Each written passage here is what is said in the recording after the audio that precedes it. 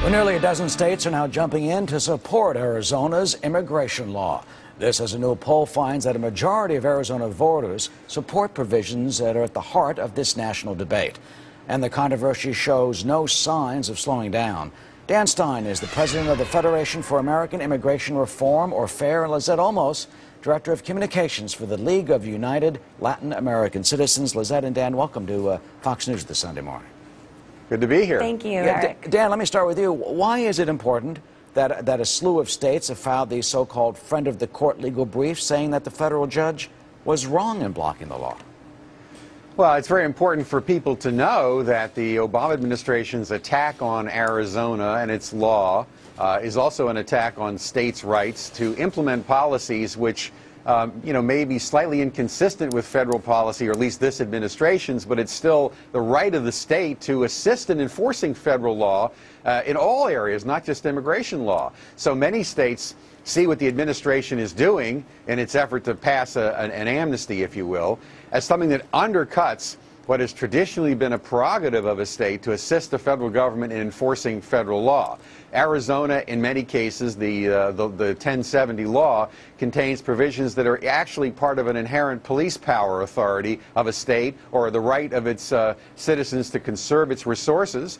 And they feel that the administration's attack on Arizona is so broad that it takes away, or could potentially take away, historically very important powers that states have enjoyed for the history of our country. Well, Lizette, do you see this as an attack by the Obama administration on one of our states?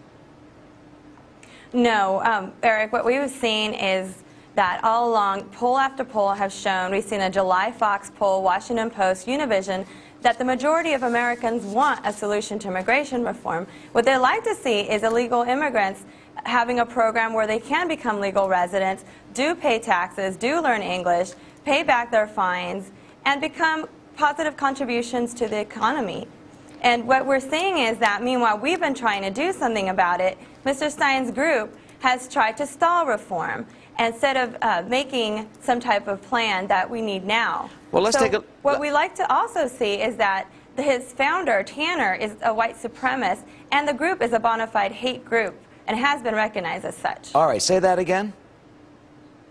What we have seen is that FAIR has been recognized as a hate group organization, and their founder, John Tanner, is a white supremacist. FAIR, And Dan, they've also given is that true? contributions. Is your group a hate group? Is your founder a white supremacist? No, obviously we're a love group. We love everybody. We love immigrants, and we'd like immigrants to respect our laws, and I don't think that's too much. Look, obviously she hasn't got any substantive arguments, and she wants to waste a lot of people's time on a bunch of nonsense. This bill Look, is not amnesty, the Arizona litigation, Let him finish, Lizette.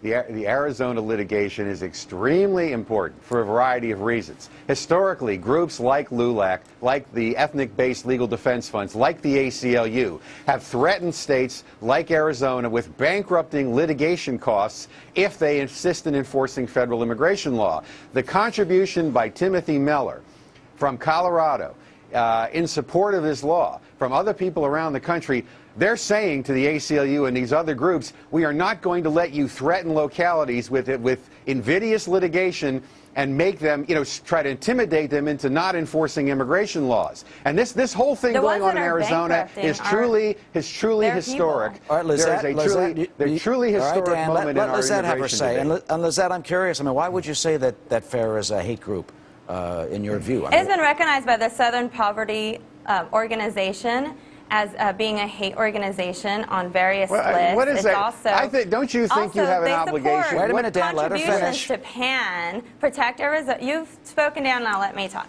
They've also given in-kind contributions to a group called Protect Arizona Now.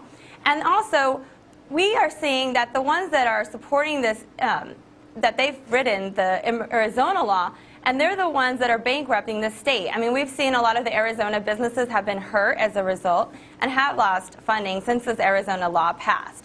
Now, what we're trying to do is get to a reasonable solution, because this is an important issue, and all the Americans are affected by this. So we would like to see everyone work together to get, on both sides of the aisle, Republicans and Democrats working together to get a comprehensive bill passed. Well, Lizette, his group is not. you do have nearly a dozen states. Let me show you this list and Dan shaking his head on your accusations. A dozen states, Michigan, that has a Democratic governor.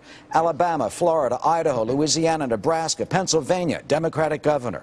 South Carolina, South Dakota, Texas, Virginia, who have filed these briefs in support of Arizona. I mean, are they hate groups too or something?